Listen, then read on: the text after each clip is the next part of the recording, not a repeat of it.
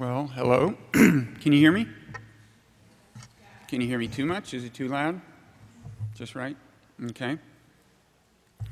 Well, I'm Robert Wright, visiting professor of science and spirituality here at Union Theological Seminary. Thanks very much for coming tonight in spite of this kind of iffy weather.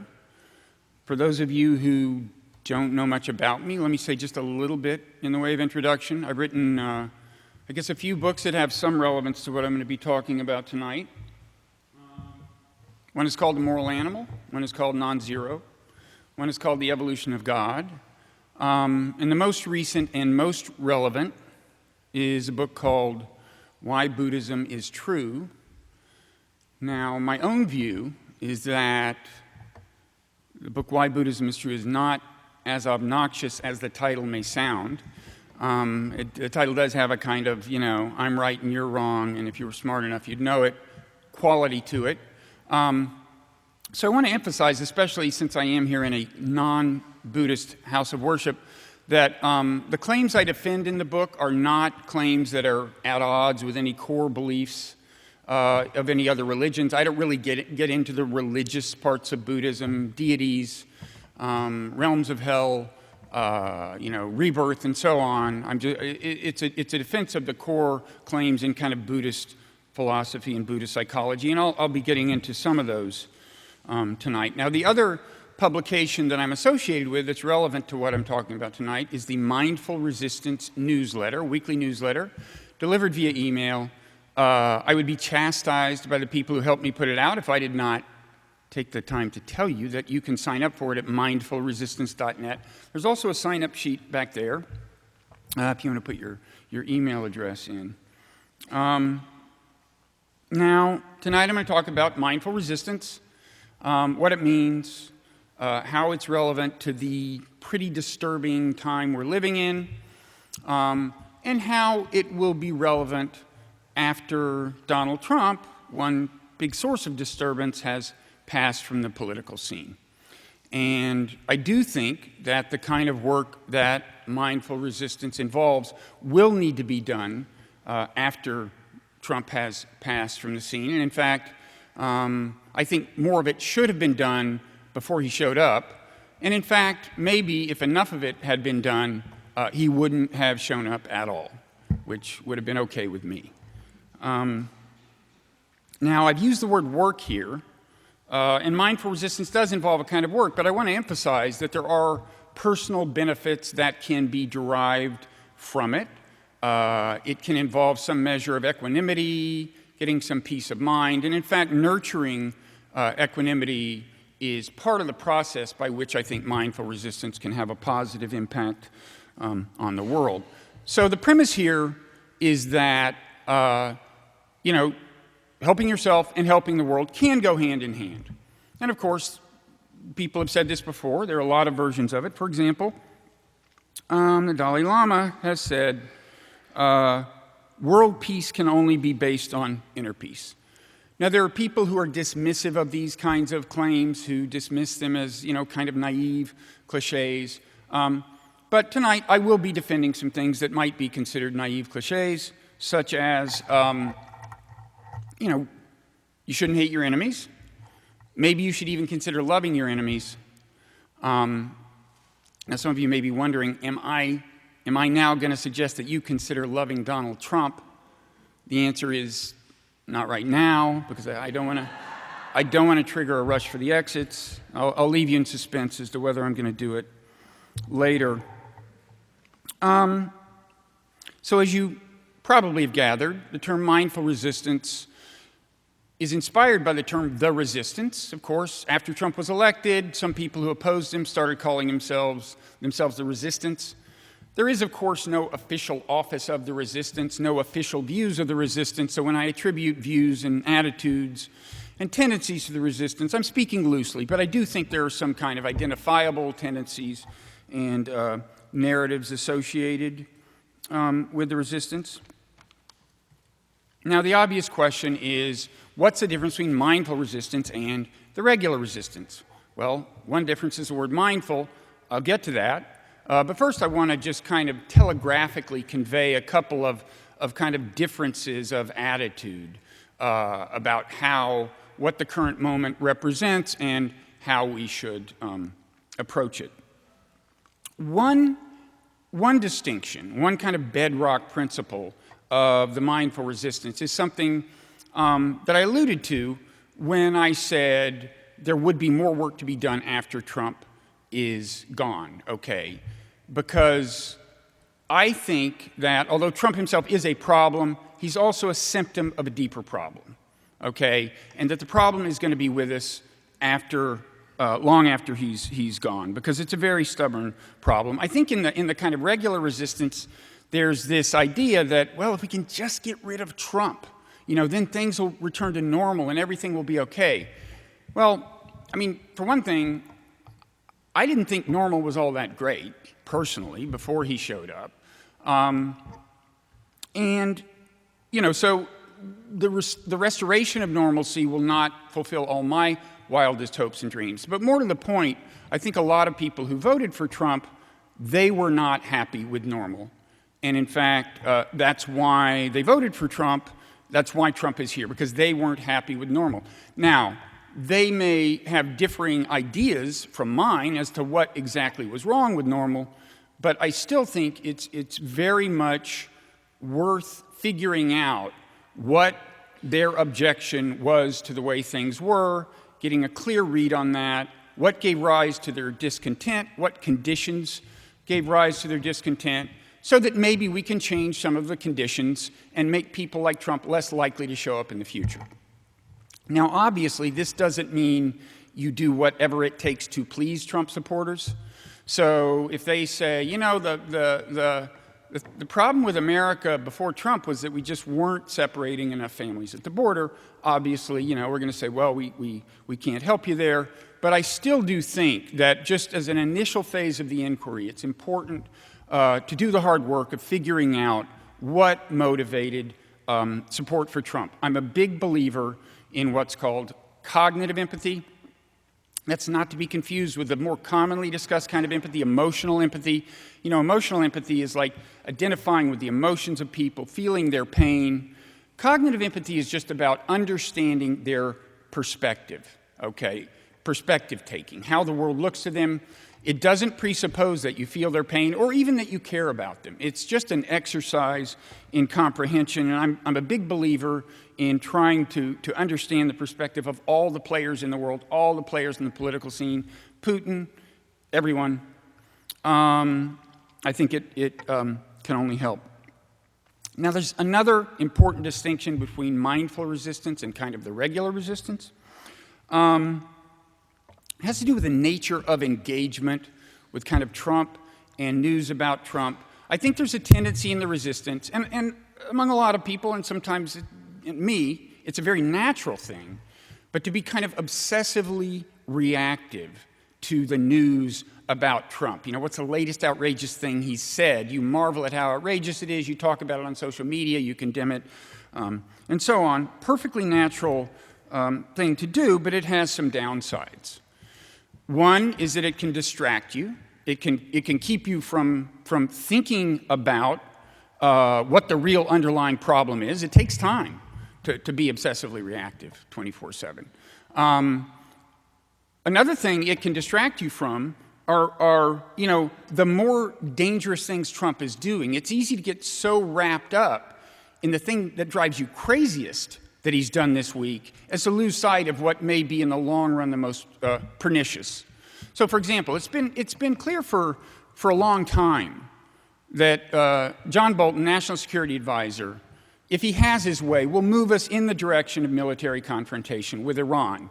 In the last few days, we've seen that become more apparent. Well, I'm proud to say that in the newsletter, we've been highlighting this for some time.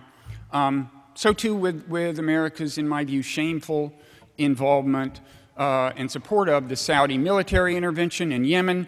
That finally came to light when the killing of Jamal Khashoggi kind of cast a spotlight on Saudi Arabia's kind of dubious behavior in the region generally, and it became a big issue. Again, I'm proud to say we had talked about it a number of times in the newsletter before.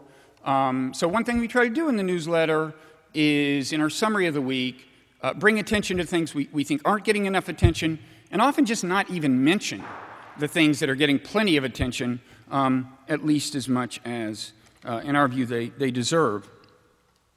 Now, the other problem with being obsessively reactive to Trump is it can actually help him politically in the short run. If you respond to news about him and things he says too unreflectively, it can actually strengthen him politically. And I'll give you an example of that in a second, actually in a few minutes. But first I want to back up and talk about mindfulness, because it is the basic framework here. It is the frame of mind we try to cultivate to kind of do the work of mindful resistance as effectively as possible. Now, you probably have varying degrees of familiarity with mindfulness and have heard different things about it. So, for example, some of you may have encountered it in a strictly therapeutic context, say mindfulness-based stress reduction. So you may associate mindfulness with just trying to kind of calm down.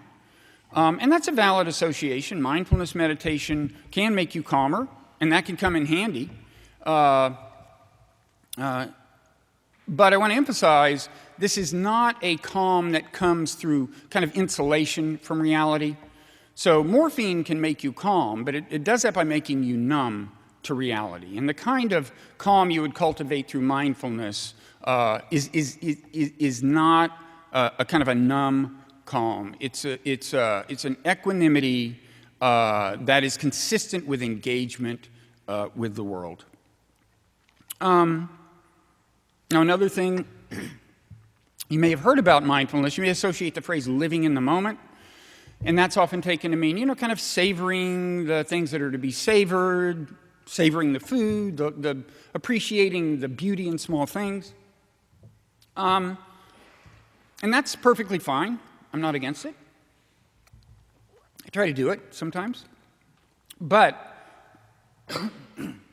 excuse me, just as we're not seeking a calm that involves a kind of numbness and insulation, we wouldn't want a version of living in the moment that kind of distracts us from the political moment, okay, that is a means of escape from it. The idea isn't, well, sure, Trump is destroying the world, but, check out that great avocado toast or whatever it is that you're savoring at the moment. We're not on board for that.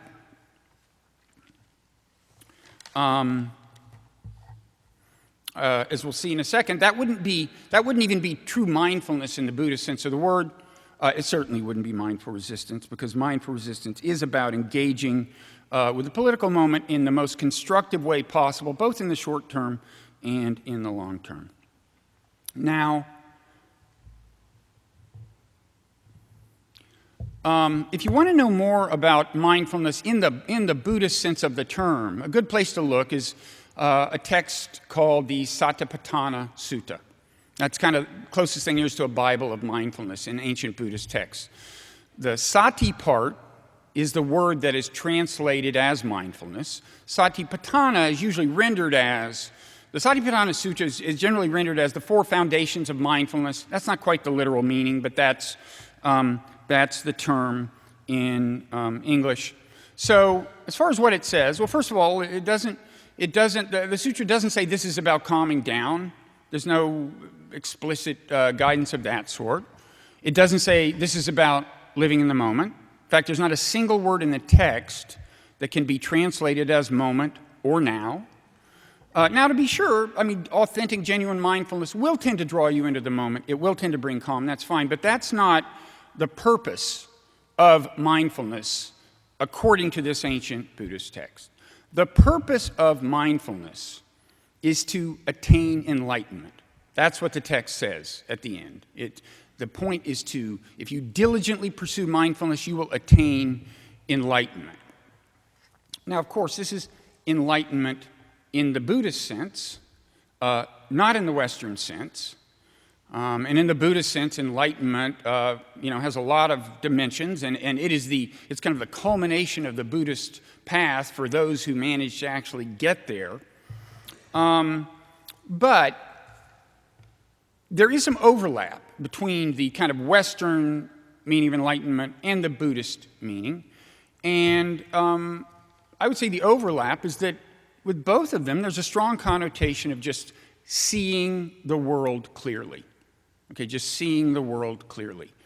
That may sound like a pretty prosaic thing to be associated with something as exotic as Buddhist enlightenment is thought to be, but remember, the kind of core promise of Buddhism, in my view, is that, the reason we suffer and the reason we make other people suffer is that we just fail to see the world clearly, and therefore, if we can only see the world more clearly, we will become happier, suffer less, we will become better people and treat other people better. That's an amazing claim when you think about it, but I actually think it's defensible. And in any event, my point is that at the very core of enlightenment, in the Buddhist sense, is just the idea, in a certain sense, of simple clarity. Now, Buddhists consider this very hard to attain perfect clarity because they think that, we are shrouded in a world of delusion, that humans, by their nature, are subject to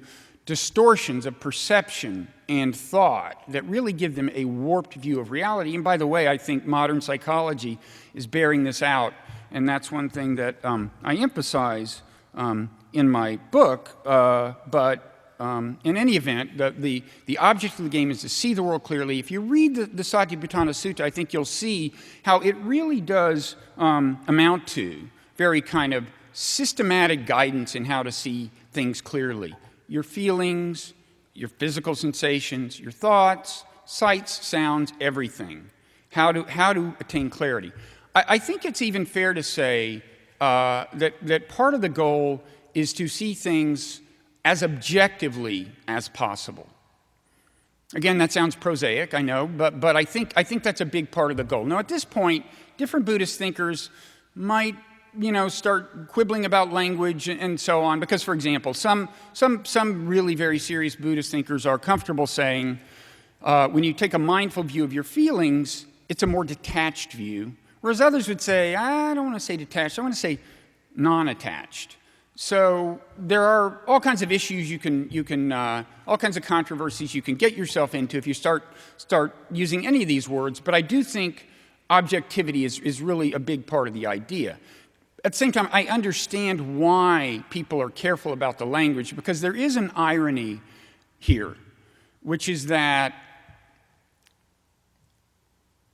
the way you get a more objective view of your feelings, for example, is through a deep experiential immersion in them, okay? You kind of get more into your feelings, and that gives you the more objective perspective, a more kind of critical perspective. So you take something like anxiety. The normal human reaction to anxiety is to try to push it away. Think something that'll make it go away. Talk to somebody who will say something that'll make it go away. Eat something that will distract you. The mindful approach is to just really accept the feeling and experience it. And yet, by doing that, you can come to have a kind of distance from it. I have, at times, after meditating, gotten to a point where, I was having anxiety, and I really, it just seemed like it was a piece of abstract sculpture I was looking at. I was noticing where it was in my body and so on, and I was indifferent to it. I wish I could say that I can always manage that when I'm feeling anxiety. I can't, but it's happened, and that's an example of the irony of how mindfulness, how accepting things, not running away from things, getting up close to them can give you ultimately kind of critical distance from them. And a couple of things can happen once you have this distance. First of all, you start realizing the extent to which feelings influence, and I would say often distort, your perceptions and thoughts, okay? And second, it gives you the option of not going with them, not accepting the guidance of these feelings. And I'm talking about all kinds of feelings here, hatred, contempt, rage, and so on. And so maybe you can see how mindfulness could be valuable, and maybe you're starting to see some connection between this and mindful resistance. I'll try to make that clearer as we go along. So we're clearly not talking about a kind of numbness to things. We're talking kind of an acute awareness. One person who drives this home is Thomas Williams Rhys Davids. If you're wondering why we should care what he says about mindfulness, well, he's the person who actually chose to translate the word sati as mindfulness, like a century or more ago. He was one of the first prolific translators of Buddhist texts. And he's the one who made the choice of the word mindfulness. Here's how he characterizes the Buddhist ideal of right mindfulness. And by the way, right mindfulness is one of the 8 factors in the famous Noble Eightfold Path, just to give you some sense of how important mindfulness is in Buddhist teaching. And he characterizes right mindfulness as an active, watchful mind. Okay, it's that simple. It's that prosaic. I don't mean that's all there is to it, but that's what he highlights as kind of the essence of mindfulness. And if you just look in the dictionary at the plain English meaning of mindfulness or mindful, you'll see things like in the Random House dictionary, attentive, aware, careful. Very much on the same wavelength as Rhys Davids, not coincidentally, because of course he had the everyday meaning of mindful in mind when he chose it as the translation of sati. And I think that it was a good translation. So, clear, attentive, alert, watchful, careful. Obviously, these would be assets in a lot of endeavors, right? To kind of drive home how valuable they are in mindful resistance, I need to take a little bit of a detour and talk about tribalism. So you've probably heard the word tribalism a lot lately. It's come in vogue. We are said to be living in very tribalistic times. America is tribalistic. We suffer from the psychology of tribalism. I think in some ways, tribalistic, it's a very unsatisfactory word. I think in some ways it's misleading. And when we get to questions and answers, if people want to talk about that or anything else, feel free. Also, some people find it offensive for reasons I understand. But it has become the term of art to refer to this tendency to associate so strongly with a group that you have antipathy toward another group and that your kind of thoughts and perceptions are actually warped by your affiliation with this group. I think it is a big problem. And I also think Donald Trump is just about, in this sense of the word tribalistic, the most tribalistic person like ever. Everything is about us and them for Trump. He is a master at manipulating the psychology of tribalism. I don't think we've ever had a president whose political strategy was so organized around getting his supporters to hate the other team. Now, I think mindfulness can be an antidote to the psychology of tribalism and to the phenomenon of tribalism. Now, by that, I don't just mean that if we got everyone in the world to meditate more, there would be less tribalism. I think that's true. It's a good long-term goal. But I think right now, we're not going to get everyone to meditate. For example, I don't see Trump himself anytime soon heading off on a 10-day meditation retreat. It's an interesting thing to think about and possibly base a situation comedy on, but I just don't really think it's in the cards. So the question becomes, can mindfulness in the short term be an actual effective weapon in combating tribalism? And I think it can. And I think it's one of the best weapons that we can deploy right now. And let me give you a kind of specific example. So one of Trump's favorite tactics for getting his team to hate the other team is to depict people on the other side as hating his supporters, having contempt for his supporters. Like a common theme is like, it's a bunch of kind of cosmopolitan, coastal elites who dismiss his followers as dumb, crude, xenophobic, racist, and so on. That's the way he wants his opponents to be depicted, as having that kind of contempt for his followers. And I think all too often people, including some people in the resistance, oblige him by driving home that idea. There's a kind of classic example I cite sometimes.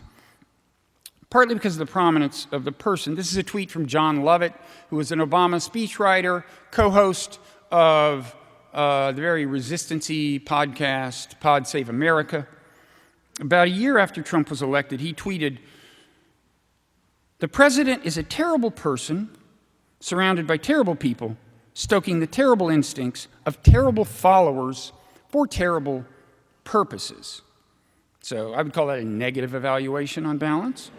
And I would direct your attention to the phrase terrible followers. Okay, now, if you challenged Lovett, he might say, well, I didn't mean all his followers. But of course, if you are a Trump follower and you see that tweet, you're going to think he's talking about you, right? You're going to think Trump is exactly right. These people hold us in contempt. And there's a good chance you will see the tweet because it was retweeted 7,000 times and it got 34,000 likes. And unfortunately, things of this nature do tend to go viral, kind of via the psychology of tribalism as it plays out on kind of our side, so to speak, the anti-Trump side. So, pretty glaring example, I would say, of contempt for Trump's followers. I think there are a lot of subtler examples that you see on social media, sometimes in news reports. And so I would submit that if you avoid sharing this kind of stuff, avoid retweeting, avoid liking, avoid sharing on Facebook, things that are in this spirit, you've done the world a service because you've, in some sense, denied Donald Trump this source of strength. And this would be something you'd want to do as part of mindful resistance. And if you ask, well, how do I avoid retweeting things like this? I think mindfulness can really help, but precisely because it makes you more aware of how feelings are guiding your behavior, right? Of how, what caused you to retweet that John Lovett tweet, I would suggest in many cases, was actual hatred of somebody, hatred of Trump, hatred of the followers, certainly deep antagonism toward them, contempt. I mean, that's what drove the retweet. And if you practice a lot of mindfulness meditation, I think you're more likely to be able to pause before retweeting and really examine what's going on in your mind. And first of all, recognize that what is driving what seems like a decision, you know, we think of ourselves as like deciding to retweet, but I think you'll see that what's really driving our decisions very often is a feeling. And again, you'll have the option of not pursuing the feeling. So, my general guidance for using social media is to, try to be mindful of the feeling before you retweet or share anything. try to become aware of the feeling that may be encouraging you to do that, and ask yourself: is this a feeling that is generally a good guide to conduct? And if the answer is that it's a feeling that's not always a good guide to conduct, then just stop and ask yourself, well, then what are the consequences of retweeting this or sharing this?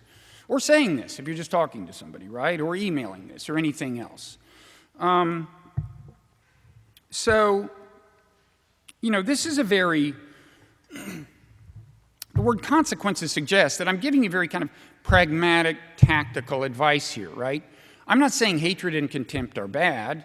I mean, I do think they're bad. It's just not what I'm saying right now. Right now, I'm just saying that they are not effective and that they are often counterproductive. It's a very, very pragmatic advice. Now, you find this kind of pragmatic advice in both Christian scripture and Buddhist scripture, okay? So, for example, one thing the Buddha is famous for saying is, hatreds never cease through hatred in this world. That's not a statement about whether hatred is moral, immoral, or immoral. It's just an observation about whether it works in putting an end to the hatred on the other side. The observation is that it doesn't.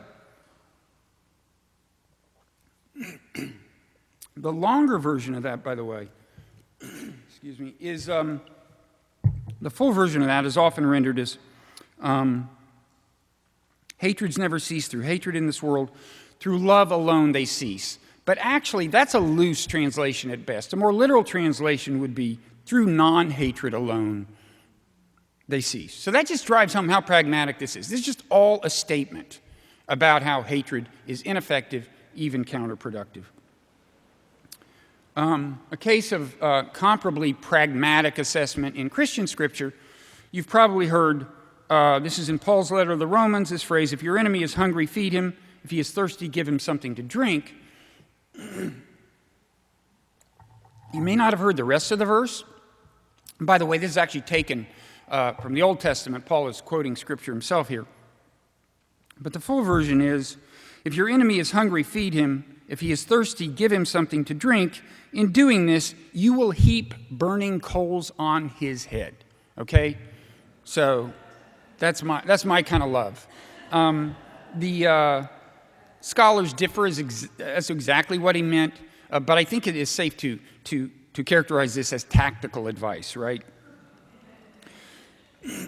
Now, in both Christian and Buddhist texts, you also do see the assertion that, characterizations of hatred that are more purely moral in nature. So, for example, in Christianity, there is the assertion that love is a good in and of itself. It just does align with moral truth. Let me read something you've probably heard. Jesus said, you've heard that it was said, love your neighbor and hate your enemy.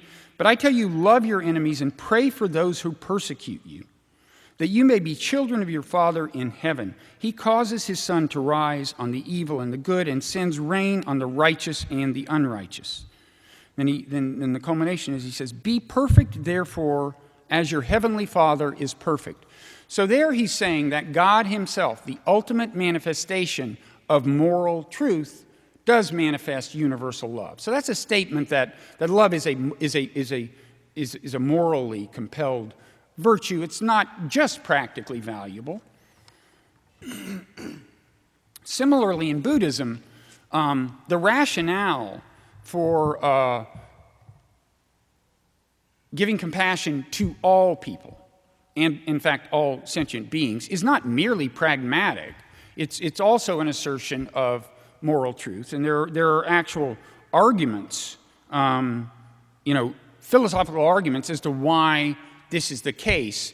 And to just quickly characterize a core argument for why compassion is always in order, the idea is that if you stripped away all of the perceptual and cognitive distortions that we by nature are prone to, in other words, if you attained full enlightenment, you would have stripped away everything that stands in the way of compassion, okay? Because so many of these distortions and out-and-out delusions are about the self. They are selfish in their nature. If you get rid of all of them, you will care as much about the well-being of other humans as you were inclined to care about your own well-being.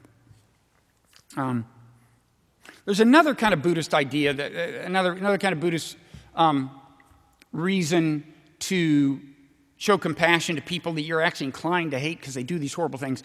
And it's kind of a there but for the grace of God go I argument. The idea, if you put it in modern terminology, it's kind of an acknowledgement that, well, I guess if I had been born in his shoes, with his genes and his environment, I guess maybe I'd have wound up like him, okay? If you want a challenging example of applying this, try doing this with Trump, right? Okay, so if you had been born with his genes, and as he's pointed out, they are very good genes, but anyway, if you'd been born with his genes and his environment, and by the way, his father seems to have been no prince. I wouldn't have wanted him as my father. The idea is you would be Trump. Okay, so that would be another kind of Buddhist reason to show compassion for Trump. That isn't to say you approve of anything he's done, and that isn't to say that you don't hold him accountable for it. But you don't gratuitously wish him ill. That's the Buddhist view, I think. Now, there's a second, to get back to that John Lovett tweet, and why it does not, would not meet with the approval of mindful resistance, or even the approval of Buddhist philosophy. Let me go a little deeper into Buddhism and say that a totally clear view of the world, the kind that you would have upon attaining enlightenment, involves a number of specific things that are talked about in Buddhist texts. One of them is what's called emptiness, okay?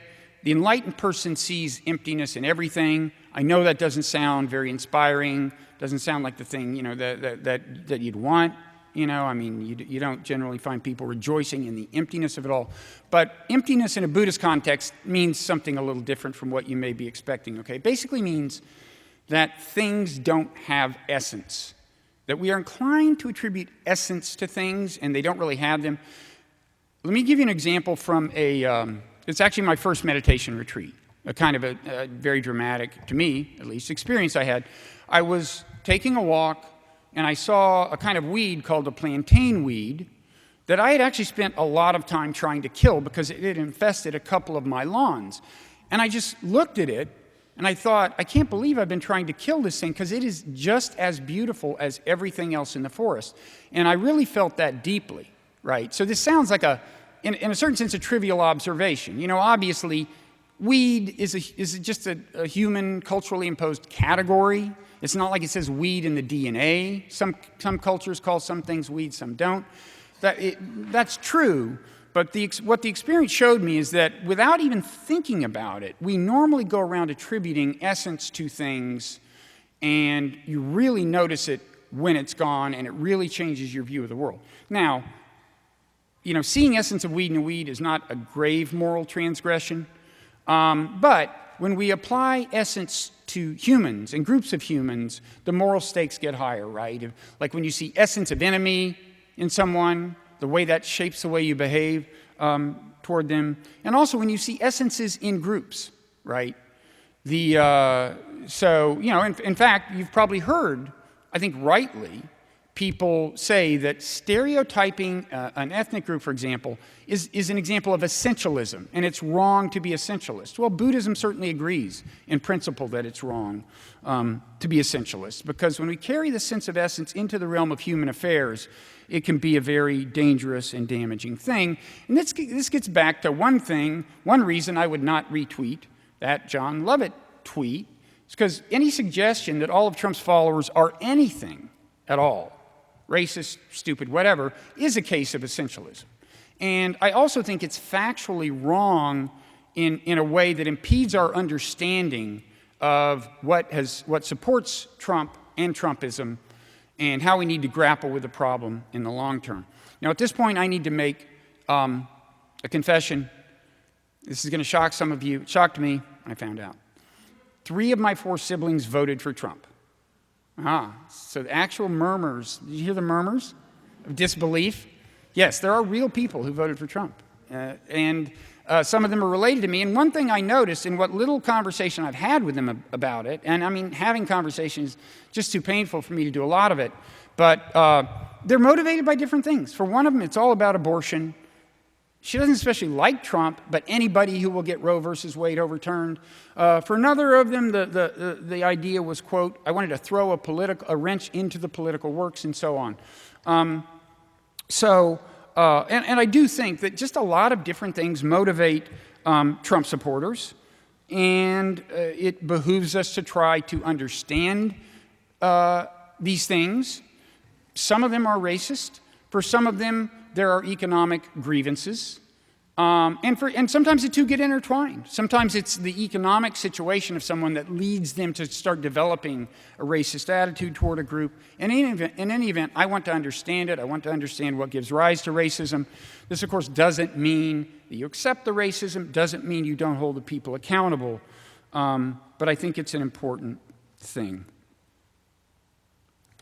So, okay, I'm not far from done, and we can open it up then. In general, as you may have gathered, there is a lot of emphasis in Buddhism on dealing with things skillfully, right? Just assessing the situation, not getting too hung up on, who's to blame, who should feel guilty, and so on, just solving the problem. If that involves punishing people, you punish them, but you don't do it out of spite, vengeance, out of a retributive impulse. You just solve the problem, you deal with it skillfully. And I like to think that's very much the spirit of mindful resistance. I want to say a couple of other just quick, maybe reassuring things. You do not, in order to participate in mindful resistance have to attain enlightenment, okay? I don't know anyone who has. I prove every day that I haven't. Still, I do think it's useful to keep enlightenment in mind, not so much as an end state, but as a process. Try to see the world a little more clearly. Work at it. You'll suffer setbacks, but try to do it. Second thing is, you don't have to meditate to do this. There are other ways to clarify your view of the world, other spiritual traditions. There are therapeutic things that can help you see the world more clearly, attain some measure of equanimity in the process of doing it. Now, that said, I'm an advocate of meditation. I think it's a good way to become better at doing all this stuff.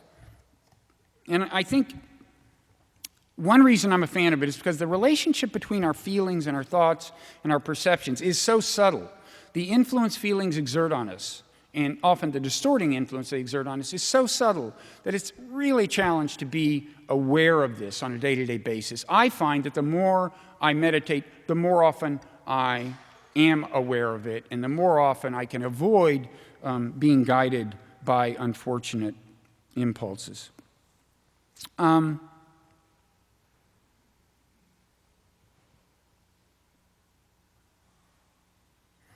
And I also think, meditation can help fulfill the promise I made at the outset, that mindfulness can help you as well as the world. I think if you meditate regularly, you'll probably do just fewer regrettable things, fewer regrettable emails, less yelling at the kids, less road rage, less pointless fulminating. Whatever it is that's making you unhappy, I think you'll probably do less of it. And as for the helping the world part, of the promise that you can help yourself and help the world at the same time. I hope it's clear by now that I think a kind of equanimous and very clear frame of mind can help us try to meet the challenge of dealing with Trump and Trumpism, both in the short run, both as a short-run political challenge and as a long-term, very deep and complex problem. Okay, I have to just quickly insert a kind of obsessive sermon of mine. It's quick. I just want to say, so in my book, Non-Zero, it's kind of a history of the world, and one thing I say in that is that, if you look at where we were tens of thousands of years ago, we have slowly climbed to being on the verge of a true global community. Right, but we really haven't sealed the deal. Still a lot of conflict and infighting, and the psychology of tribalism, as it's called, does play a big role, and it's a big problem. And it would be nice for us to seal the deal and become a true global community, not just because it's nice to be free of the fighting and the ill will, but also because the fighting and the ill will stand in the way of solving really grave and serious global problems. I mean, you hear a lot about climate change. That's a good example. But there's a lot that you don't hear so much about, including things like the proliferation of various kinds of weapons of mass destruction, some of which are being developed only now. I could go on all day about problems that I think aren't getting much attention, that pose actually existential threats to the world, and that can only be dealt with via global governance in some sense of the word, and we will not be able to do global governance if we don't get the fighting and the conflict and the hatred under control. So, I would say it's not too dramatic to say that we're not just talking about, when we address the set of problems we've been discussing, it's not too dramatic to say we're not talking just about helping the world, but maybe about actually saving the world. And speaking of saving, one word that you hear in Christianity that you don't hear so much in Buddhism is salvation. Okay? Now, I think in Christianity, a word that dramatic is used not just in a reflection of how dramatic the promise is, right? Like everlasting life, deliverance from eternal damnation. That's pretty dramatic. That's a salvation I'd like to have. But I think there's also a recognition in the drama of the word of how kind of heavy the burden of sin is from which you are being liberated by God's forgiveness. I think that's very much built into the notion of salvation as well, because the idea is in Christianity, we are all fallen. A very common version of this is original sin. We're born with this burden of sin. We're really a long way from being great people, and we're lucky to be forgiven. Well, there's a version of original sin in Buddhism. There is the idea, or something like original sin. There is the idea that we are born kind of confused, born with an unclear view of the world, born with ignorance, born with delusion. And the idea is very much as in Christianity that it's a really big-time problem. It's like major delusion. So, when Jesus says in the New Testament, this is something I think, kind of resonates with Buddhism. When Jesus says, "Oh, hypocrite, why are you so obsessed with the speck in your brother's eye when you've got like a log in your eye?" Well, in Buddhism, the idea is very much that we all kind of have a log in our eye, at least, at birth. We can work on lessening the problem, but it is that serious a problem. It is true delusion. And that's why enlightenment, even appreciable measures of enlightenment, take so much work. So, before we go to Q&A, I would just say, it's easy to, if I've been at all persuasive, then maybe you'll leave this tonight thinking, well, maybe I should try meditation, or maybe I should meditate a little more. And maybe it'll help me a little, and maybe it'll help the world. I would encourage you to maybe try thinking actually a little more dramatically and think that maybe the world needs not just helping, but actual saving. That's really where we are. We're at a point of existential crisis. And that maybe we are all, by our nature, so prone to delusion that it's not too dramatic to talk about working toward our own salvation. In which case, if you accept those premises, I would just amp up what I said at the beginning of the talk, and rather than say you can help the world by helping yourself, I would say you can help save the world by working toward your own salvation. Now, if that is too melodramatic for you, I have an alternative ending. The Buddha is famously said to have said that, his last words are said to have been to his helpers, work toward your own salvation. As it turns out, that's a very loose translation. The text is actually better translated as strive on diligently. Okay? So I would just, in closing, encourage you to strive on diligently. Try your best to see the world more clearly, and I think you'll be glad you did. So, thank you.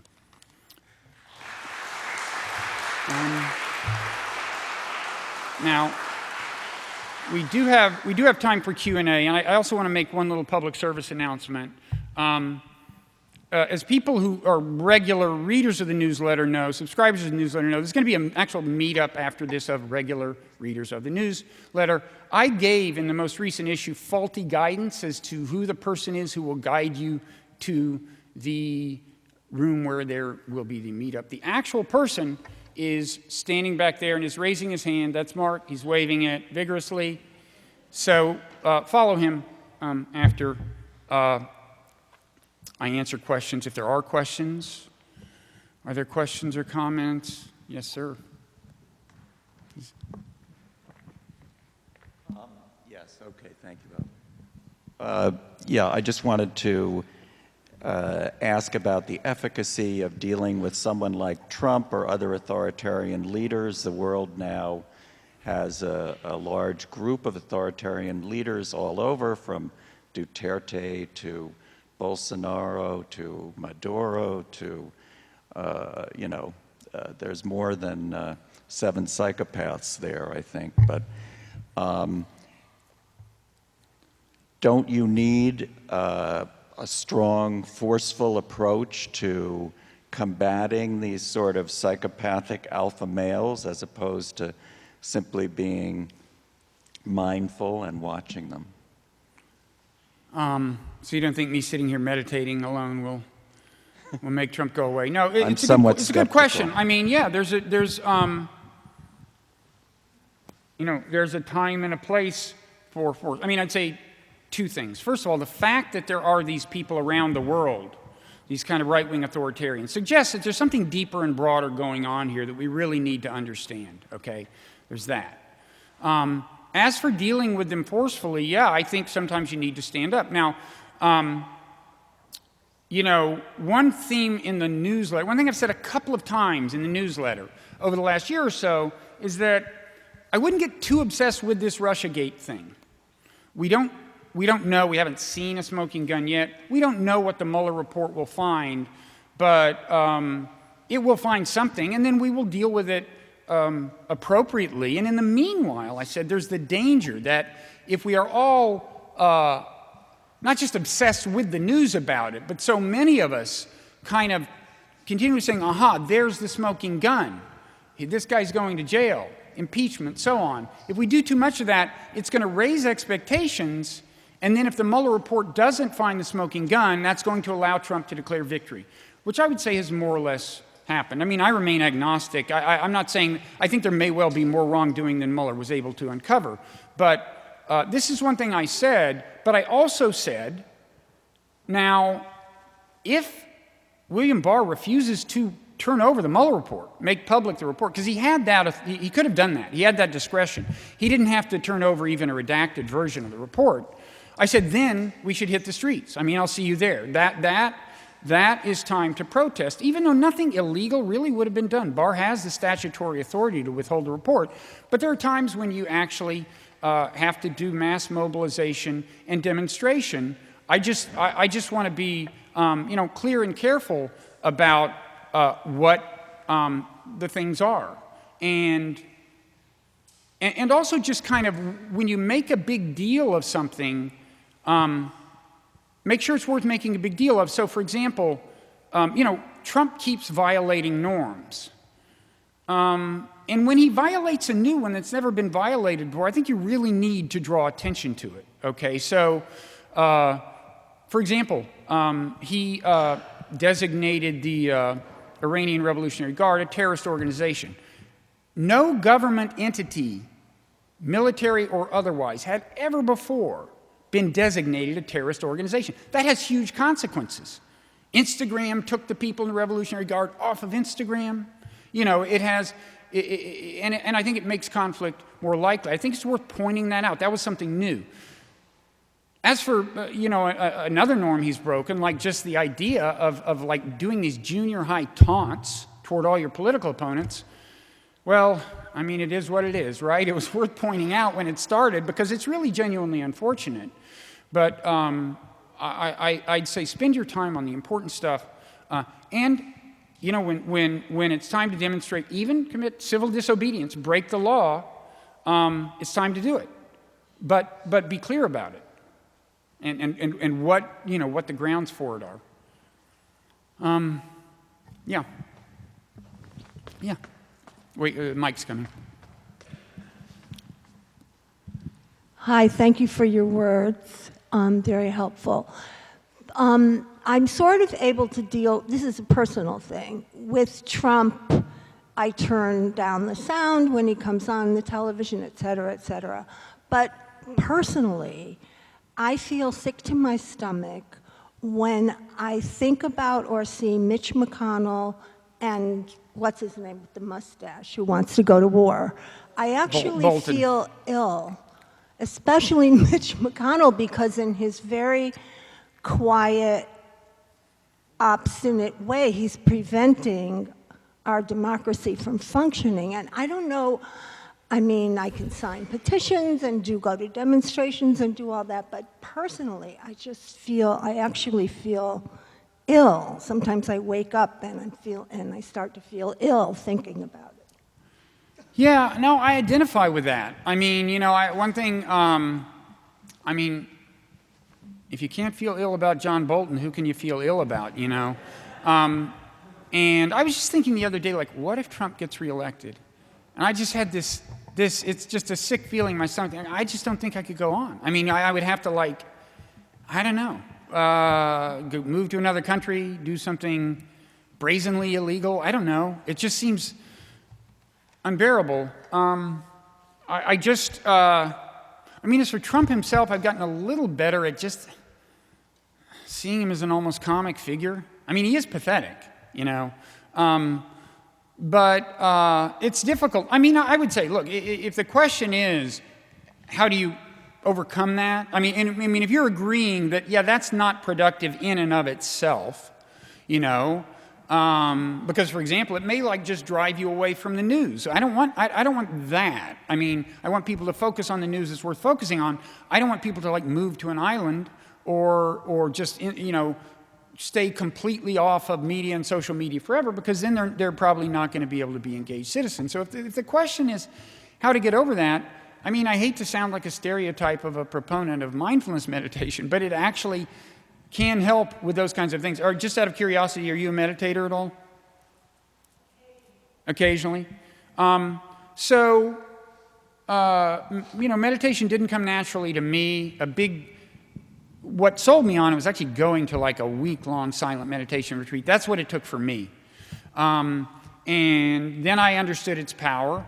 But even after getting back from the retreat, it takes work, you know, to keep yourself doing it every day. And even then, the results aren't as dramatic as they might seem like on the retreat. But I will say, if you have a regular mindfulness meditation practice, and especially if you've like been on a retreat and so kind of seen it work at a deep level, the kind of level you can see it work at if you're really off the grid for a week and meditating with discipline every day, then I think you'll at least understand how meditation can help with problems like this. I mean, the basic idea is you sit, you don't run away from it. It's not like, oh, I can't stand to think of Bolton. You actually, believe it or not, sit down, close your eyes, and try to think of Bolton.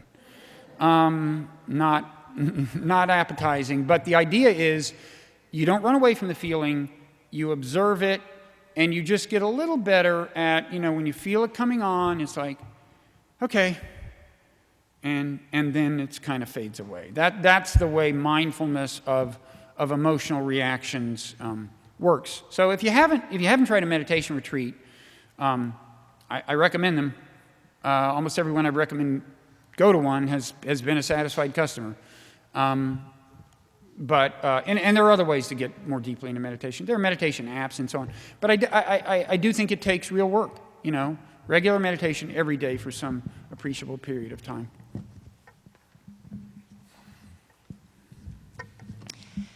So I want to provide an example where it looked to me like anger and disgust was sort of an effective reaction to an event coming from the Trump administration. So I'm an immigration attorney, and about a year ago, Trump became famous for his baby cages, putting children in cages, separating children from their parents. And that policy, that explicit policy, has largely been stopped going forward. I mean, they did not continue with that policy. And a lot of it was the incredible work of some really great attorneys who did legal work to stop it, some people on the ground observing, reporting it, and that was thoughtful, careful work. Mm-hmm. But a lot of why it stopped was because of a sort of a visceral disgust, horror, anger that the American public displayed. And in fact, I've read recently he had thought about opening up Guantanamo for children, immigrant children, and the resistance in his own administration and his own reticence to do it ultimately is he does not want to be reviled in this way, and officials around him did not want to be reviled in this way. So that seems to me a situation where anger has been effective. Righteous anger has driven a lot of productive things. And you know, when people are following righteous anger in a way that I think is productive, I don't try to get in their way. I would just encourage people to evaluate their motivation and ask themselves, is this the most productive direction to go in? Is this where all our attention should be focused? I think, you know, in a way, immigration, even within the issue of immigration, there's a question, well, what should you focus on? And I think, for example, that the wall has become almost a bigger thing than it deserves to be in a certain sense, which is to say, it makes me sick, the idea, because of what it symbolizes. From the point of view of Trump's, I don't want to see it happen. But there's been so much attention on it. In other words, tight border control of the kind that the wall would represent is not the cruelest aspect of his immigration policy. A thing that really sickens me is how we've changed the rules under which all the immigrants who are already in the country live. Okay, for years and years, we said, okay, it's fine if you come here. Yeah, technically it's against the law, but look, you line up in front of Home Depot every day. Cops know it. They don't do anything. You get picked up. You go do some work. It's fine. For years and years and years, we did this. And now, and these people are, productive workers and by and large good neighbors. And now all of a sudden, Trump changes the rules in a way that leaves many of them to live in terror, right? And I think, for my money, if you have to ask yourself, how do you allocate your attention? I think that almost hasn't gotten enough attention. And all I'm saying is that it's easy for certain things to acquire huge symbolic importance, even if maybe they're not where the gravest actual short-term crisis is. And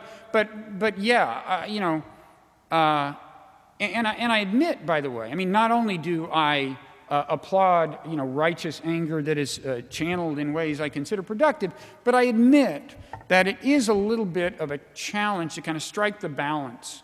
In other words, maintain a mindfulness that allows you to think, to have what I would consider a kind of judicious distance from things in a certain sense, and realize, well, maybe, fulminating over the Mueller report a year before it's going to come out is not the best use of my time. Maybe I should do something else. It's a difficult balance on the one hand, do that, and yet remain engaged, and yet continue to care. There is such a thing as I wouldn't say it's true mindfulness when you're doing it, but there is such a thing as becoming too removed, too emotionally distant, and that's a challenge.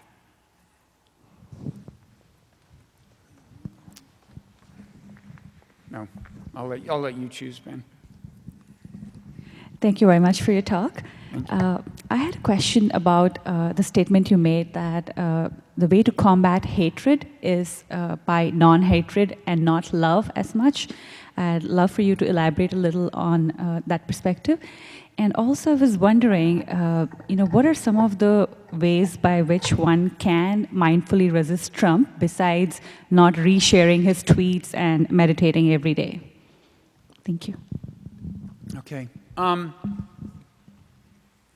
Well, the two things are kind of related.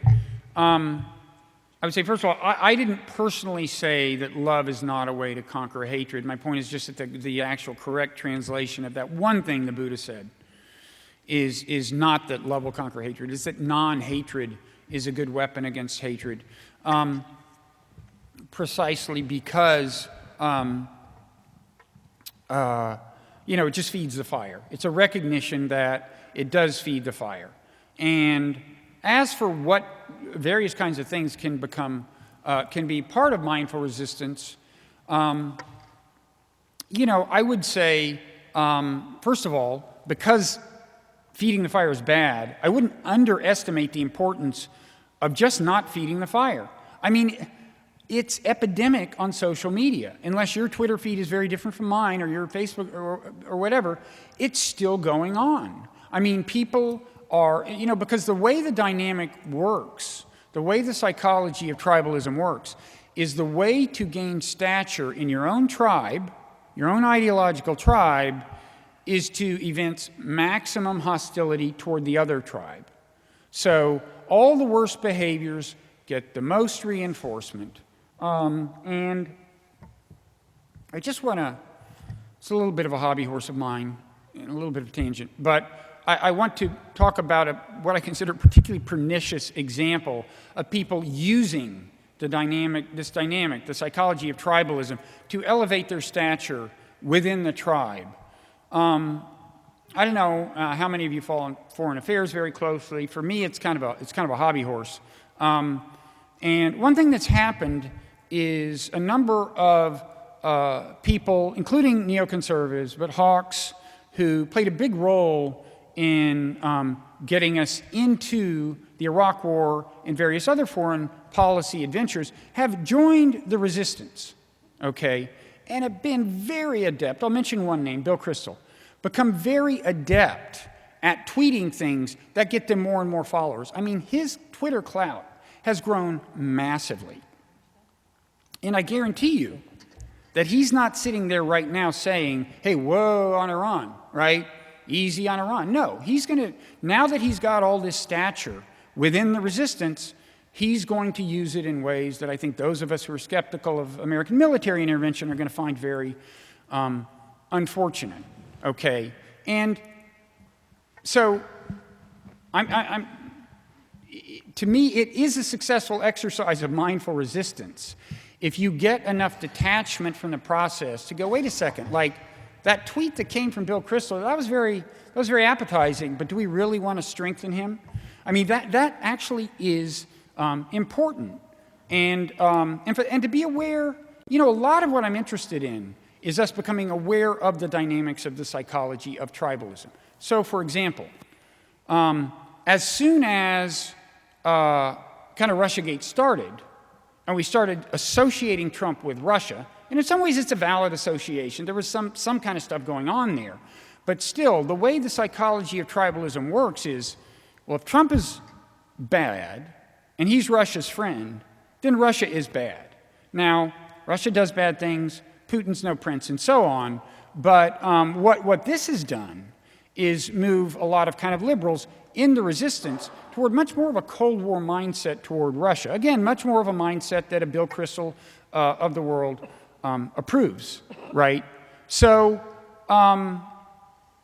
you know, I'm just, look, the challenge of resisting Trump in the short term is a very, well, it's a very challenging one. I guess that's why we call it a challenge.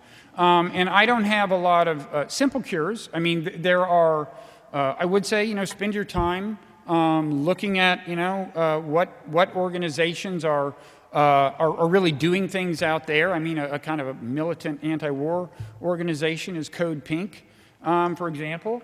But I would mainly say just try to be aware of how the psychology of tribalism is working in America, in your own mind, and do something about it and talk about it, you know. And here's another thing that maybe isn't exactly what you had in mind, but, you know, if part of the problem is that people on the other side think we hold them in contempt and think they're stupid and think we hate them, you might try, it's not easy, but try actual civil engagement with them on social media, polite, civil, respectful engagement. That's very hard. It can't hurt, and I really think it can help, because the less they think we hate them, the better. Thank you for everything you do, your books, this great talk. Could you comment on a strategy that I sort of use that I think helps me maintain some equilibrium, and which is sort of feeling that the medium is the message and that social media doesn't work, cable news doesn't work, so I just don't get information from them. I try to limit my information to more responsible, maybe traditional media outlets, New York Times, Washington Post, Boston Globe, and the Mindfulness Resistance newsletter. God bless you, my son. You have attained salvation. You know, I would say, even honestly, even the New York Times and the Washington Post have, to some extent, I would say, joined the resistance. And the New York Times' coverage of international affairs is often lacking. There's a tendency for them to, I mean, there was a headline just the other day, you know, basically like Kim Jong-un and Supreme Leader of Iran and Maduro in Venezuela are all, they're like beating Trump, right? And it was just kind of like, you know, throwing it in Trump's face. It's like, do something, you know? It was just kind of an incendiary piece. It was a somewhat sensationalized piece. But in general, I would say, Yeah, that's just a peripheral comment. It's hard to find media that I would heartily recommend, with the possible exception of the Mindful Resistance newsletter.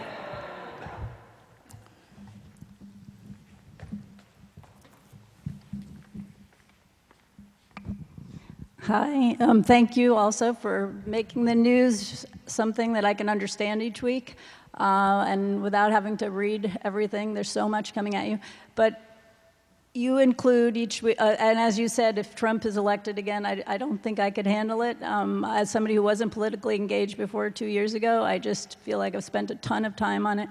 And part of that has been through all these new groups that have come up, which are Red to Blue, Indivisible, all these groups that are engaging to get people out to vote, which is sort of a team thing, taking sides or whatever. But I feel like that, for me, has been something that saved me. And you have in your newsletter each week news you can use, which sometimes helps, move things forward. But how do you feel about those ways of engagement? Because those are the things that have saved me the last couple of years.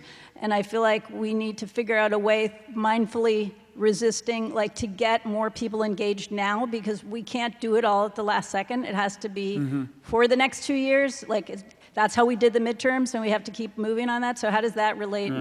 The news you can use or ways to resist, and there are a lot of them, Right. which if people who are feeling, like they can't watch Bolton on TV or whatever, there's things you can do every single day that are helping get the vote out, which is what we have to do to win. But how does that relate to mindfully resisting?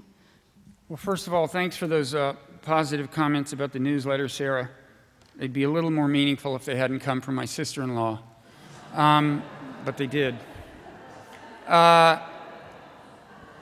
I should say, this is a time for you to do your little thing, right? What's the name of the... Sarah is incredibly active in, voter mobilization. What is the postcards? Who's the postcards guy? She has brought cards that she will hand out. But no, that's a perfect example of a kind of online engagement that's very productive. Getting the vote out, figuring out where we need the vote to be out, and doing things like that. And I have to admit, I'm not an expert in this kind of stuff. I'm not like an activist by nature. And to be honest, I think the newsletter could do a better job of drawing people toward things that they can do. I think we've kind of fallen down on that. It partly reflects my own background and my own, the fact that I have not been as much of an activist as I should be. But, that's exactly right. That's a very, there is always the danger of what's called slacktivism, right? You sign some petition and something, and it's the last you see of it. But the kind of thing you're talking about that actually gets voters out is a very constructive thing. And it's called what again? Postcards?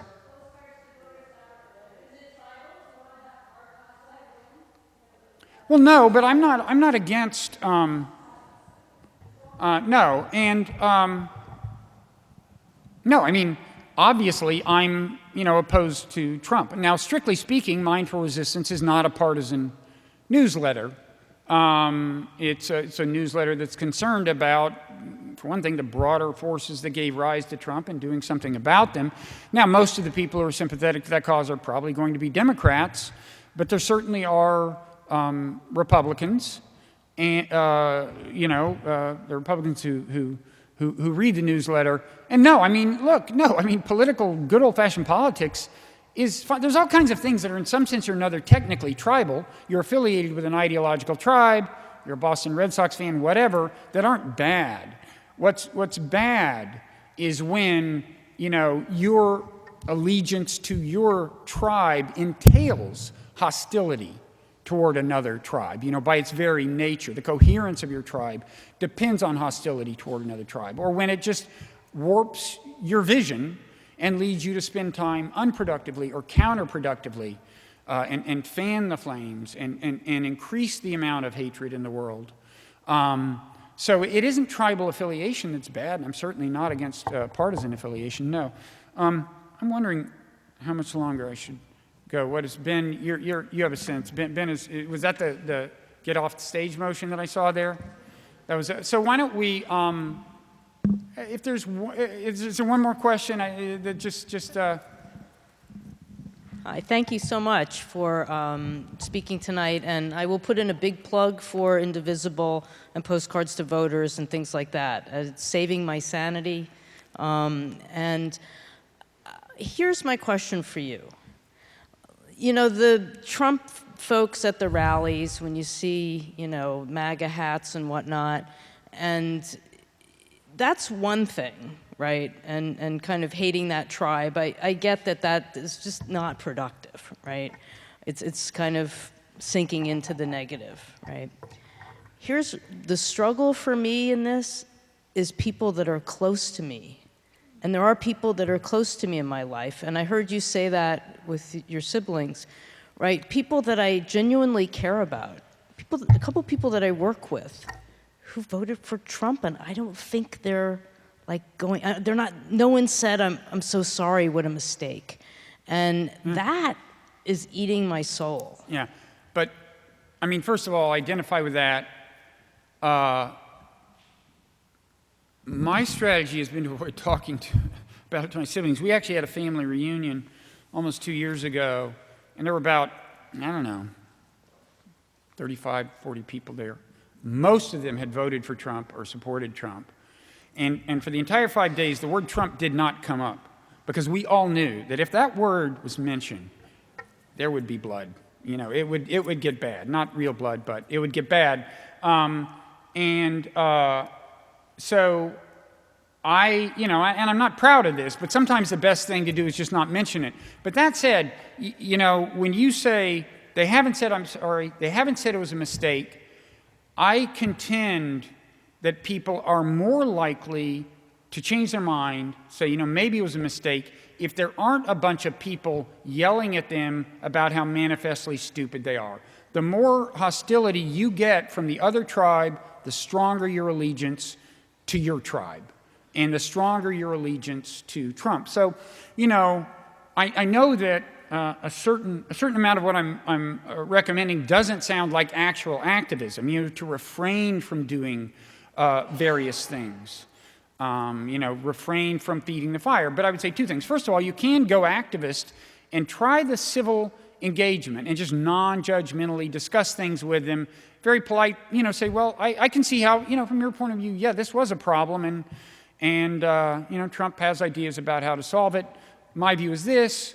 If only the civil engagement itself, it isn't that will change their mind, but I think the more people they encounter on the other side who engage them respectfully, the less defensively they will continue to cling, the less fiercely they will cling to their tribe, to Trump.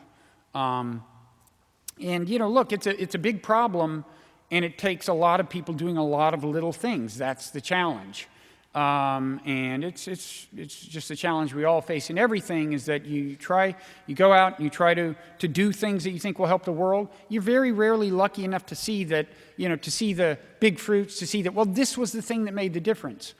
But at the same time, the fact is that if enough people are out there doing these little things, you know, the difference may be made, even if you can never be sure that something you did is what made the difference. So, thank you all for coming, and be mindful.